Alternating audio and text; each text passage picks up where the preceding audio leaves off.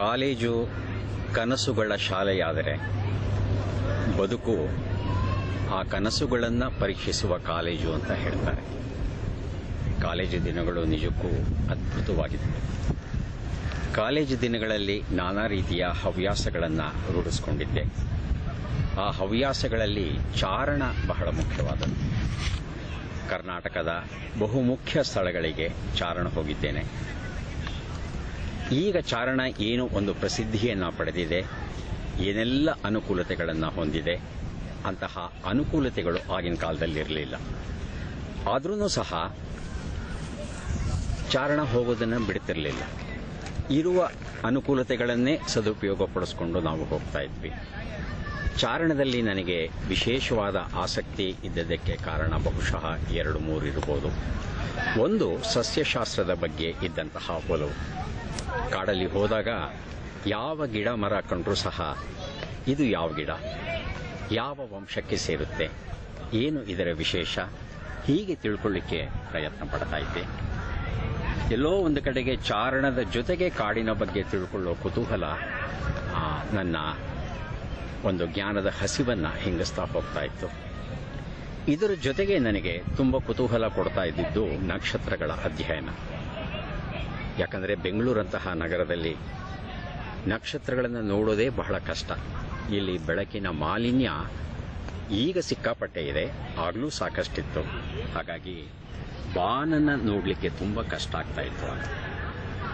ಹಾಗಾಗಿ ವಿಶೇಷವಾಗಿ ಚಾರಣದ ದಿನಗಳನ್ನು ಈ ನಕ್ಷತ್ರ ವೀಕ್ಷಣೆಗೆ ಬಳಸ್ಕೊಳ್ತಾ ಇದ್ದೆ.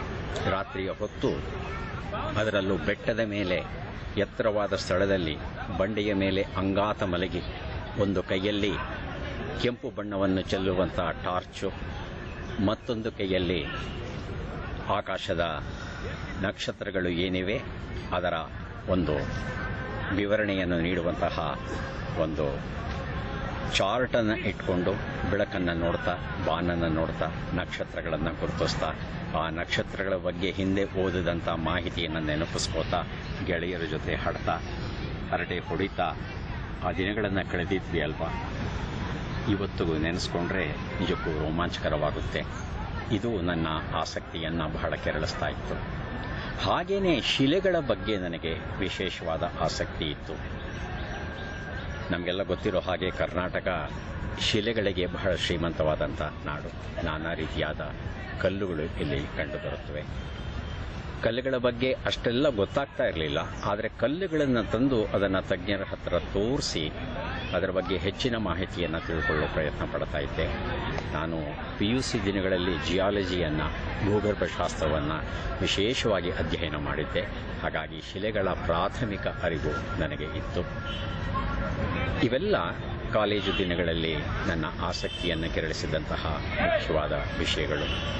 ಇದನ್ನು ಬಿಡ್ತು ಅಂತ ಹೇಳ್ತಂದ್ರೆ ಇನ್ನೂ ಕೆಲವು ಹವ್ಯಾಸಗಳನ್ನು ರೂಢಿಸಿಕೊಂಡಿದ್ದೆ. ಅದರಲ್ಲಿ ಮುಖ್ಯವಾದದ್ದು ವಿಜ್ಞಾನ ಬರಹಗಳನ್ನು ಬರೆಯೋದು. ಬರಹಗಳನ್ನು ಬರೆಯಬೇಕು ಅಂತ ಹೊರಟಾಗ ಆರಂಭದಲ್ಲಿ ಎಲ್ಲರ ಹಾಗೆ ನಾನು ಕವನಗಳಿಂದಲೇ ಶುರು ಮಾಡಿದೆ. ಆದರೆ ಕವನಗಳು ನನ್ನ ಕ್ಷೇತ್ರ ಅಲ್ಲ ಅನ್ನೋದು ಬಹಳ ಬೇಗ ಗೊತ್ತಾಯಿತು. ಒಂದಷ್ಟು ಕಥೆಗಳನ್ನು ಬರೆದೆ, ಪ್ರಕಟ ಆಯಿತು. ಆದರೂ ಸಹ ಅವು ತೃಪ್ತಿ ಕೊಡಲಿಲ್ಲ ನನಗೆ. ಕಾದಂಬರಿ ಬರೆಯೋ ಪ್ರಯತ್ನವನ್ನು ಮಾಡಿ ಅದನ್ನೂ ಬಿಟ್ಟೆ. ಆನಂತರ ನನಗನ್ನಿಸ್ತು, ಇದು ಯಾವುದೂ ನನ್ನ ಕ್ಷೇತ್ರ ಅಲ್ಲ, ವಿಜ್ಞಾನದ ಬರಹಗಳನ್ನು ಶ್ರೀಮಂತಗೊಳಿಸಬೇಕು ಅಂತ ನಿರ್ಧಾರ ಮಾಡಿದೆ. ಆರಂಭದಲ್ಲಿ ಲೇಖನಗಳನ್ನು ಅನುವಾದ ಮಾಡ್ತಾ ಇದ್ದೆ. ಆನಂತರ ಸ್ವತಂತ್ರವಾಗಿ ಲೇಖನಗಳನ್ನು ಬರೆಯೋಕ್ಕೆ ಶುರು ಮಾಡಿದೆ. ಹಾಗೆಯೇ ವ್ಯಂಗ್ಯಚಿತ್ರಗಳು ನನ್ನ ಹವ್ಯಾಸವಾಗಿತ್ತು. ವ್ಯಂಗ್ಯಚಿತ್ರಗಳನ್ನು ಬರೆದು ಅದನ್ನು ಪತ್ರಿಕೆಗಳಿಗೆ ಕೊಡ್ತಾ ಇದ್ದೆ. ವ್ಯಂಗ್ಯಚಿತ್ರಗಳು ಪ್ರಧಾನವಾಗಿ ಕನ್ನಡಪ್ರಭ, ಸುಧಾ, ಮಯೂರ, ಸಂಯುಕ್ತ ಕರ್ನಾಟಕಗಳಲ್ಲಿ ಪ್ರಕಟ ಆಗ್ತಾ ಇತ್ತು. ಒಂದು ವಿಶೇಷ ಇಲ್ಲಿ ಸ್ಮರಿಸಿಕೊಳ್ಳಲೇಬೇಕು. ಅಂದಿನ ದಿನಗಳಲ್ಲಿ, ಅಂದರೆ ನಾನು ಹೇಳ್ತಾ ಇರೋದು 1971, 72, 73 ಕಾಲ. ಆಗ ಒಂದು ವ್ಯಂಗ್ಯಚಿತ್ರ ಪ್ರಕಟ ಆದರೆ ನಮಗೆ ಸಿಗ್ತಾ ಇದ್ದಿದ್ದು ₹3. ಈ ₹3 ನಮಗೆ ಇವತ್ತು 1,000 ರೂಪಾಯಿಗೆ ಏನು ಬೆಲೆ ಇದೆ ಅದಕ್ಕಿಂತಲೂ ಹೆಚ್ಚಿನ ಬೆಲೆ ಆಗಿತ್ತು. ಆ ವಿದ್ಯಾರ್ಥಿ ದಿನಗಳಲ್ಲಿ ವ್ಯಂಗ್ಯಚಿತ್ರಗಳನ್ನು ಬರೆಯೋದನ್ನು ಕ್ರಮೇಣ ನಾನು ನಿಲ್ಲಿಸಿದ್ರೂ ಸಹ ವೈಜ್ಞಾನಿಕ ಬರಹಗಳನ್ನು ನಿಲ್ಲಿಸಲಿಲ್ಲ. ಅದನ್ನು ಇವತ್ತಿಗೂ ಮುಂದುವರಿಸ್ಕೊಂಡು ಬರ್ತಾ ಇದ್ದೇನೆ. ವೈದ್ಯಕೀಯ ಕ್ಷೇತ್ರವನ್ನು ಪ್ರವೇಶಿಸಿದ ಮೇಲೆ ವಿಜ್ಞಾನ ಬರಹಗಳು ಸ್ವಲ್ಪ ಕಡಿಮೆ ಆದ್ರೂ ಸಹ ವೈದ್ಯಕೀಯ ಬರಹಗಳನ್ನು, ಆರೋಗ್ಯ ಬರಹಗಳನ್ನು ಇವತ್ತಿನವರೆಗೂ ನಿರಂತರವಾಗಿ ಮುಂದುವರಿಸಿಕೊಂಡು ಬರ್ತಾ ಇದ್ದೇನೆ. ಬರೀಬೇಕಾದಂತಹ ಒಂದು ಅಗತ್ಯ ಇತ್ತು ನನಗೆ ಆಗಿನ ಕಾಲದಲ್ಲಿ. ಯಾಕಂದರೆ ವಿದ್ಯಾರ್ಥಿ ದಿನಗಳಲ್ಲಿ ಬಡತನ ಸಾಕಷ್ಟು ಇದ್ದ ಕಾರಣ ವಿದ್ಯಾಭ್ಯಾಸವನ್ನು ಮುಂದುವರಿಸೋದೇ ಕಷ್ಟವಾಗಿದ್ದಂಥ ದಿನಗಳಲ್ಲಿ ನನ್ನ ಶಿಕ್ಷಣಕ್ಕೆ ಅಗತ್ಯವಾದ ಹಣವನ್ನು ನಾನೇ ದುಡ್ಕೋಬೇಕಾಗಿತ್ತು. ಹಾಗಾಗಿ ನನಗೆ ಕಂಡಂಥ ಮಾರ್ಗ ಎರಡು. ಒಂದು, ಬರಹದ ಮೂಲಕ ಒಂದಷ್ಟು ಹಣ ಸಂಪಾದನೆ ಮಾಡೋದು. ಎರಡನೇದು, ಮಕ್ಕಳಿಗೆ ಪಾಠವನ್ನು ಹೇಳೋದ್ರ ಮೂಲಕ ಒಂದಷ್ಟು ಹಣವನ್ನು ಸಂಪಾದನೆ ಮಾಡಿಕೊಂಡು ನಾನು ನನ್ನ BSc ಪದವಿಯನ್ನು ಪೂರ್ಣಗೊಳಿಸಿದೆ.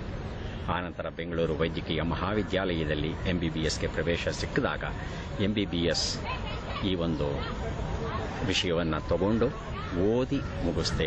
BSc MBBS ಪದವಿಯನ್ನು ಪಡೆದೆ.